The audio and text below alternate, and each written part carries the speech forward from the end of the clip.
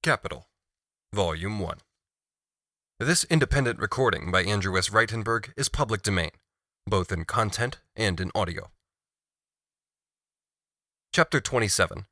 The Expropriation of the Agricultural Population from the Land. In England, serfdom had disappeared in practice by the last part of the 14th century. The immense majority of the population consisted then, and to a still larger extent in the 15th century, of free peasant proprietors, however much the feudal trappings might disguise their absolute ownership. In the larger seigneurial domains, the old bailiff, himself a serf, was displaced by the free farmer. The wage laborers of agriculture were partly peasants, who made use of their leisure time by working on the large estates, and partly an independent, special class of wage laborer, relatively and absolutely few in numbers. The latter were also in practice peasants, farming independently for themselves since, in addition to their wages, they were provided with arable land to the extent of 4 or more acres, together with their cottages. Moreover, like the other peasants, they enjoyed the right to exploit the common land, which gave pasture to their cattle, and furnished them with timber, firewood, turf, etc. In all countries of Europe, feudal production is characterized by division of the soil amongst the greatest possible number of sub-feudatories. The might of the feudal lord, like that of the sovereign, depended not on the length of his rent roll, but on the number of his subjects, and the latter depended on the number of the peasant proprietors. Thus, although the soil of England, after the Norman conquest, was divided up into gigantic baronies, one of which often included some 900 of the old Anglo-Saxon lordships, it was strewn with small peasant properties, only interspersed here and there with the greatest seigneurial domains. Such conditions, together with the urban prosperity so characteristic of the 15th century, permitted the development of that popular wealth Chancellor Fortescue depicted so eloquently in his In Praise of the Laws of England, but they ruled out wealth in the form of capital. The prelude to the revolution that laid the foundation of the capitalist mode of production was played out in the last third of the 15th century and the first few decades of the 16th. A mass of free and unattached proletarians was hurled onto the labor market by the dissolution of the bands of feudal retainers, who, as Sir James Stewart correctly remarks, everywhere uselessly filled house and castle. Although the royal power, itself a product of bourgeois development, forcibly hastened the dissolution of these bands of retainers in its striving for absolute sovereignty, it was by no means the sole cause of it. It was rather that the great feudal lords, in their defiant opposition to the king and parliament, created an incomparably larger proletariat by forcibly driving the peasantry from the land, to which the latter had the same feudal title as the lords themselves, and by usurpation of the common lands. The rapid expansion of wool manufactures in Flanders and the corresponding rise in the price of wool in England provided the direct impulse for these evictions. The old nobility had been devoured by the great feudal wars. The new nobility was the child of its time, for which money was the power of all powers. Transformation of arable land into sheep walks was therefore its slogan. Harrison, in his Description of England, prefix to Holinshed's Chronicles, describes how the expropriation of small peasants is ruining the country. Quote, "What care our great encroachers?" End quote. The dwellings of the peasants and the cottages of the laborers were razed to the ground or doomed to decay. If, says Harrison, the old records of every manor be sought, it will soon appear that in some manor 17, 18, or 20 houses are shrunk, that England was never less furnished with people than at the present. Of cities and towns either utterly decayed or more than a quarter or half diminished, though some one be a little increased here or there, of towns pulled down for sheep walks, and no more but the lordships now standing in them, I could say somewhat.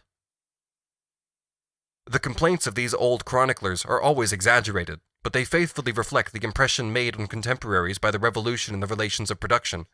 A comparison between the writings of Chancellor Fortescue and Thomas More reveals the gulf between the 15th and the 16th centuries. As Thornton rightly says, the English working class was precipitated without any transitional stages from its golden age to its iron age. Legislation shrunk back in the face of this immense change. It did not yet stand at that high level of civilization where the wealth of the nation, i.e. the formation of capital and the reckless exploitation and impoverishment of the mass of the people, figures as the ultimate limit of all statecraft. In his History of Henry VII, Bacon says this, "Enclosures at that time, 1489, began to be more frequent, whereby arable land, which could not be manured without people and families, was turned into pasture, which was easily rid by a few herdsmen, and tenancies for years, lives and at will, whereupon much of the yeomanry lived, were decayed. This bred a decay of people, and, by consequence, a decay of towns, churches, tithes, and the like. In remedying of this inconvenience, the king's wisdom was admirable, and the parliaments at that time. They took a course to take away depopulating enclosures and depopulating pasturage. An act of Henry VII, 1489, forbade the destruction of all houses of husbandry, possessing 20 acres of land. By another act of Henry VIII, this law was renewed. It recites, among other things, that many farms and large flocks of cattle, especially of sheep, are concentrated in the hands of a few men, whereby the rent of land has much risen, the tillage has fallen off, churches and houses have been pulled down, and marvelous numbers of people have been deprived of the means wherewith to maintain themselves and their families. The act therefore ordains the rebuilding of the decayed farmsteads, and fixes a proportion between cornland and pasture land, etc. The same act recites that some owners possess 24,000 sheep, and limits the number which can be owned to 2,000. The cries of the people and the legislation directed for 150 years after Henry VII against the expropriation of the small farmers and peasants were both equally fruitless. Bacon, without knowing it, reveals to us the secret of their lack of success. The device of King Henry VII, says Bacon, in the 29th of his Essays, Civil and Moral, was profound and admirable in making farms and houses of husbandry of a standard, that is, maintained with such proportion of land unto them as may breed a subject to live in convenient plenty and no servile condition, and to keep the plough in the hands of the owners and not mere hirelings. What the capitalist system demanded was the reverse of this, a degraded and almost servile condition of the mass of the people, their transformation into mercenaries, and the transformation of their means of labor into capital. During this transitional period, legislation also strove to retain the 4 acres of land by the cottage of the agricultural wage laborer and forbade him to take lodgers into his cottage. In the reign of Charles I in 1627, Roger Crocker of Front Mill was condemned for having built a cottage on the manor of Front Mill without 4 acres of land attached to the same in perpetuity. As late as 1638, in the same reign, a royal commission was appointed to enforce the implementation of the old laws, especially the law referring to the 4 acres of land. Even Cromwell forbade the building of a house within 4 miles of London unless it was endowed with 4 acres of land. As late as the first half of the 18th century, complaint is made if the cottage of the agricultural laborer does not possess an adjunct of 1 or 2 acres of land. Nowadays, the laborer is lucky if it is furnished with a small garden, or if he may rent a few roods of land at a great distance from his cottage. Landlords and farmers, says Dr. Hunter, work here hand in hand. A few acres to the cottage would make the laborers too independent. The process of forcible expropriation of the people received a new and terrible impulse in the 16th century from the Reformation, and the consequent colossal spoliation of church and property. The Catholic Church was, at the time of the Reformation, the feudal proprietor of a great part of the soil of England. The dissolution of the monasteries, etc., hurled their inmates into the proletariat. The estates of the church were, to a large extent, given away to rapacious royal favorites, or sold at a nominal price to speculating farmers and townsmen, who drove out the old established hereditary subtenants in great numbers, and threw their holdings together. This legally guaranteed property of the poorer folk in a part of the church's tithes was quietly confiscated. "The poor man is everywhere in subjection," cried Queen Elizabeth after a journey through England. In the 43rd year of her reign, it finally proved necessary to recognize pauperism officially by the introduction of the poor rate. The authors of this law seem to have been ashamed to state the grounds of it, for, contrary to traditional usage, it has no preamble whatever. The poor rate was declared perpetual by Charles I, and in fact only in 1834 did it take a new and severer form. These immediate results of the Reformation were not its most lasting ones. The property of the church formed the religious bulwark of the old conditions of landed property. With its fall, these conditions could no longer maintain their existence. From the mass of the material that lies before me, I give a few extracts chosen for the strong light they throw on the circumstances of the time. In several parishes of Hertfordshire, writes one indignant person, 24 farms, numbering on the average 50 to 150 acres, have been melted up into 3 farms. In Northamptonshire and Leicestershire, the enclosure of common lands has taken place on a very large scale, and most of the new lordships resulting from the enclosure have been turned into pasturage, in consequence of which many lordships have not now 50 acres ploughed yearly, in which 1,500 were ploughed formerly. The ruins of former dwelling houses, barns, stables, etc. are the sole traces of the former inhabitants. 100 houses and families have in some open field villages dwindled to 8 or 10.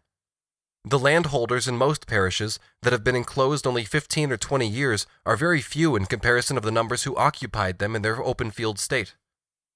It is no uncommon thing for 4 or 5 wealthy graziers to engross a large enclosed lordship which was before in the hands of 20 or 30 farmers, and as many smaller tenants and proprietors. All these are hereby thrown out of their livings with their families, and many other families who were chiefly employed and supported by them.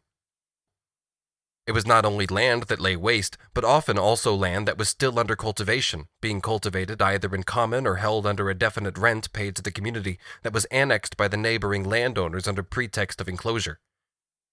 I have here in view enclosures of open fields and lands already improved.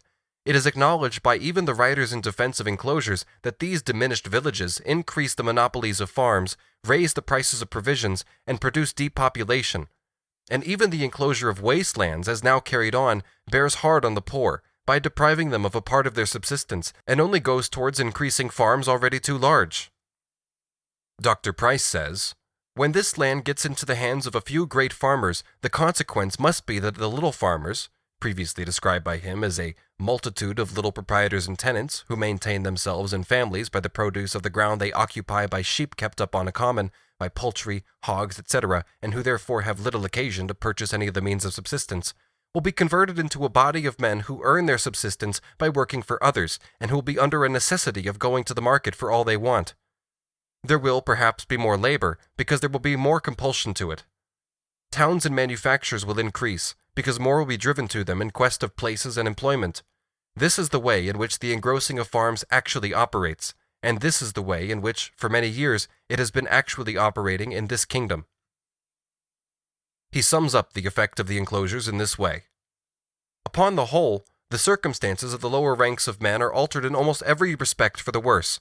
From little occupiers of land, they are reduced to the state of day laborers and hirelings, and at the same time, their subsistence in that state has become more difficult.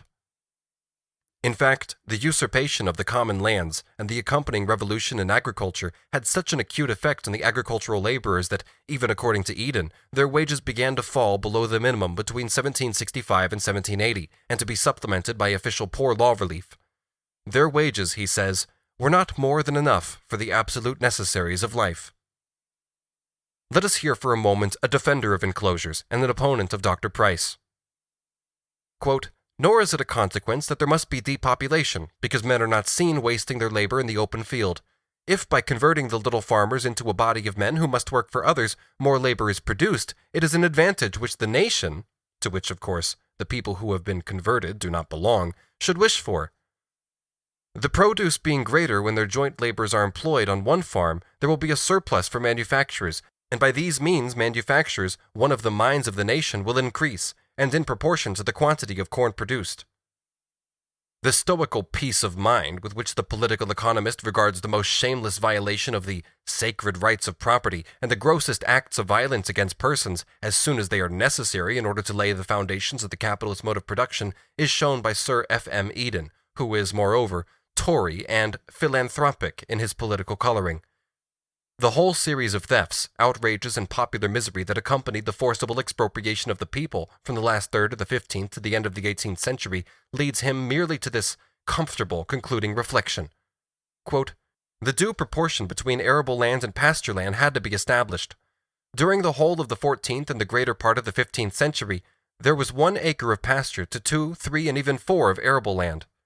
About the middle of the 16th century, the proportion was changed to 2 acres of pasture to 2, later on 2 acres of pasture to 1 of arable, until at last the just proportion of 3 acres of pasture to 1 of arable land was attained." End quote. By the 19th century, the very memory of the connection between agricultural labor and communal property had, of course, vanished. To say nothing more of recent times, have the agricultural population received a farthing's compensation for the 3.5 million acres of common land which between 1801 and 1831 were stolen from them and presented to the landlords by the landlords through the agency of Parliament? The last great process of expropriation of the agricultural population from the soil is, finally, the so-called clearing of estates, i.e., the sweeping of human beings off them. All the English methods hitherto considered culminated in clearing. As we saw in the description of modern conditions given in a previous chapter, when there are no more independent peasants to get rid of, the clearing of cottages begins so that the agricultural laborers no longer find on the soil they cultivate even the necessary space for their own housing. But what clearing of the estates really and properly signifies, we learn only in the Highlands of Scotland, the promised land of modern romantic novels. There the process is distinguished by its systematic character, by the magnitude of the scale on which it is carried out at one blow. In Ireland, landlords have gone as far as sweeping away several villages at once, but in the Highlands, areas as large as German principalities are dealt with. And finally, by the peculiar form of property under which the embezzled lands were held. The Highland Celts were organized in clans, each of which was the owner of the land on which it was settled. The representative of the clan, its chief or great man, was only the titular owner of this property, just as the Queen of England is the titular owner of all the national soil. When the English government succeeded in suppressing the intestine wars of these great men, and their constant incursions into the lowland plains, the chiefs of the clans by no means gave up on their time-honored trade as robbers. They merely changed its form.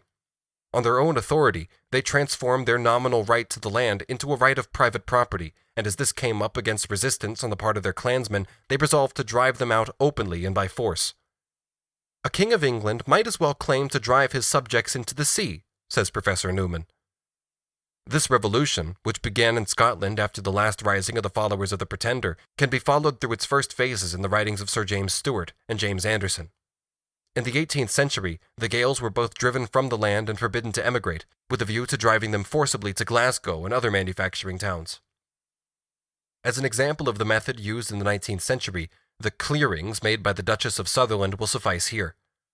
This person, who had been well instructed in economics, resolved, when she succeeded to the headship of the clan, to undertake a radical economic cure and to turn the whole country of Sutherland, the population of which had already been reduced to 15,000 by similar processes, into a sheepwalk. Between 1814 and 1820, these 15,000 inhabitants, about 3,000 families, were systematically hunted and rooted out. All their villages were destroyed and burnt, all their fields turned into pasturage. British soldiers enforced this mass of evictions and came to blows with the inhabitants. One old woman was burnt to death in the flames of the hut she refused to leave. It was in this manner that this fine lady appropriated 794,000 acres of land, which had belonged to the clan from time immemorial. She assigned to the expelled inhabitants some 6,000 acres on the seashore, 2 acres per family. The 6,000 acres had until this time lain waste and brought in no income to their owners.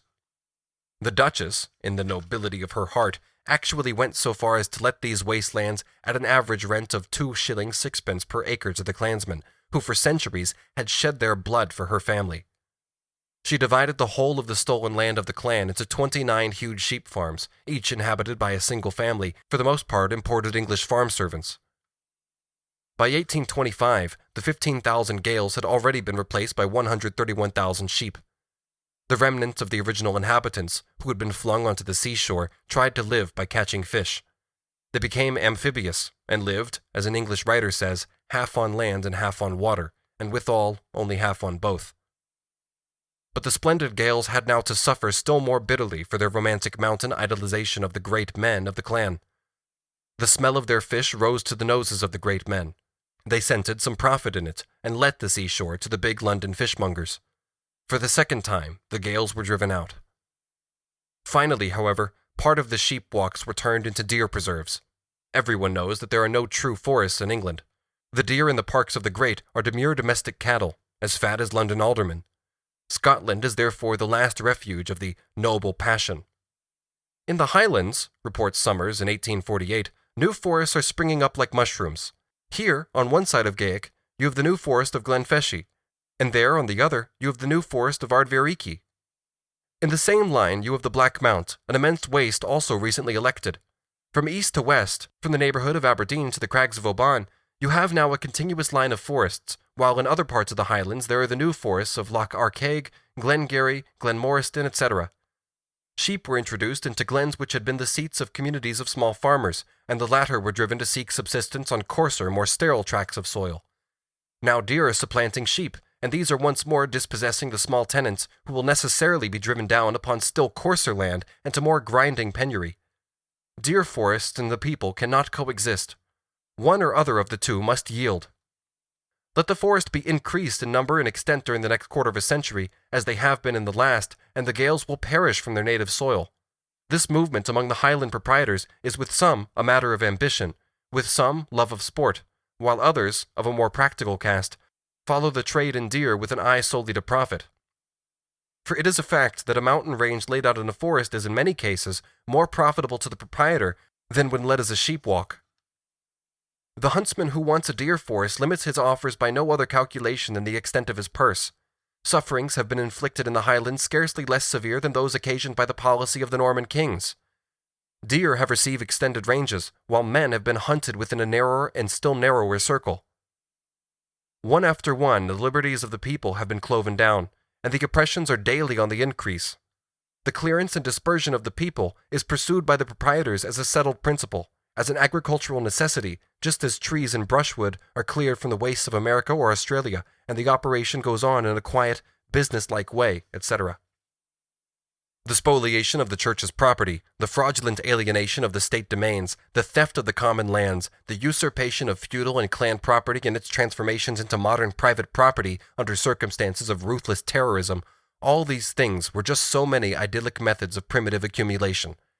They conquered the field for capitalist agriculture, incorporated the soil into capital, and created for the urban industries the necessary supplies of free and rightless proletarians.